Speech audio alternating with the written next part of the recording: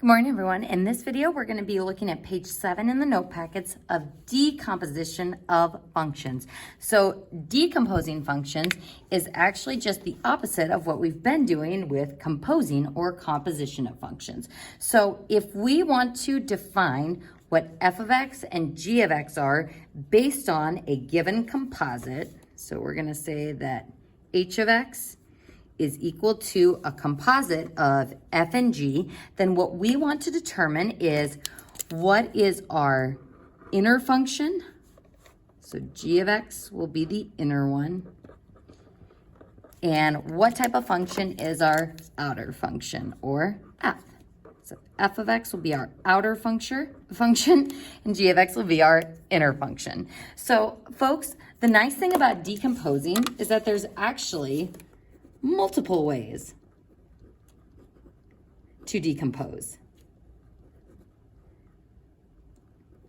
So unlike composites where we can only streamline in one direction, for decomposition there are different ways to compose the function based on what the function looks like. So if this is my composition and I want to decompose it into its outer and inner parts, if I look at this composition, what looks like the outermost thing? I would say our outermost thing of this function looks like the square root. So I could say that my f function is the square root of x.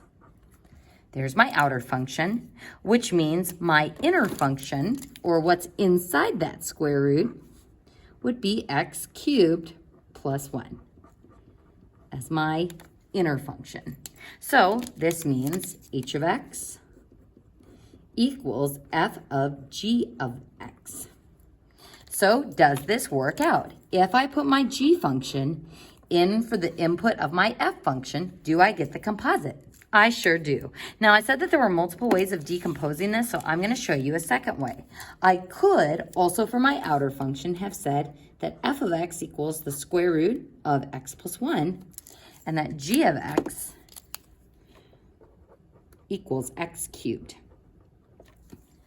So what you'll notice is I've considered the plus 1 with the outer function this time, but is my composition f of g of x the same? Can we take that g function, x cubed, and plug it in for the input of our f function and get that same composite? We sure can. So folks, when you're checking on the answer key, there are multiple ways of decomposing, so if you have any questions on that, go ahead and shoot me an email.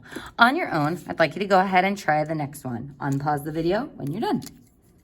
On this one, I would say that my outer function would be 1 over something. So I'm going to let 1 over x be my outermost item.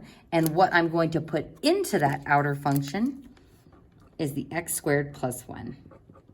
That's one way of decomposing this. Another way is if I had 1 over x plus 1 as my outer function, and then only x squared for my inner function. This would allow me to take f of g of x and plug that input in for that function's variable. So that's what decomposing or decomposition of functions looks like. Now folks, in this next section, we are going to be shifting gears and looking at operations with functions. Now, with operations of functions, we not only have to consider the operations themselves, but also the domain restrictions. So first we're going to look at this chart and look at the different ways that we can write our functions. If I have function f plus g of x, I can just take function f of x and add it to function g of x. This says the subtraction of functions. Now this one, I want you to be really careful of, because on my math lab, it's easy to get that closed dot confused with the open dot notation for composites. So know the difference between Fogg and Goff composites and multiplication, which is just going to be a solid dot for multiplication. The other one that's tricky on here is my function operation of division. Because anytime I divide by a function, or anytime I have a variable in the denominator, we're automatically going to have an extra restriction because we can't divide by 0. Just like anytime we had a rational function, we always had to look at the denominator. You're going to have to pay special attention to the division ones because those will always have an extra restriction.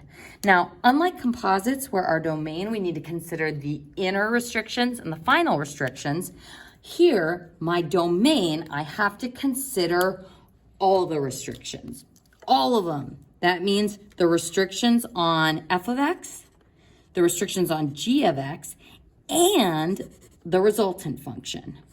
So 3 different types of restrictions, well, 3 different function types I'm going to have to consider restrictions for.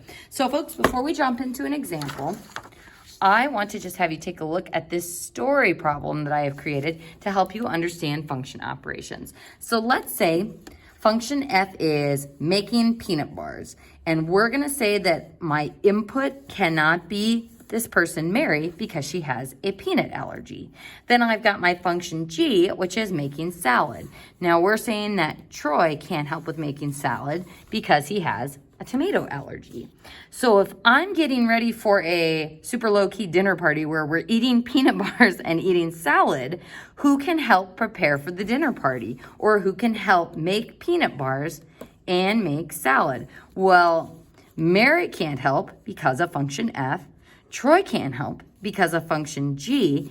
And then we've got this third person, Sarah, who cannot help with making either of these because the acidity of tomatoes and peanuts combined will create an allergic reaction. So with this scenario, folks, we have to consider the restrictions on f, the restrictions on g, and that final combination of adding the functions together. So this will help us once we start our next example.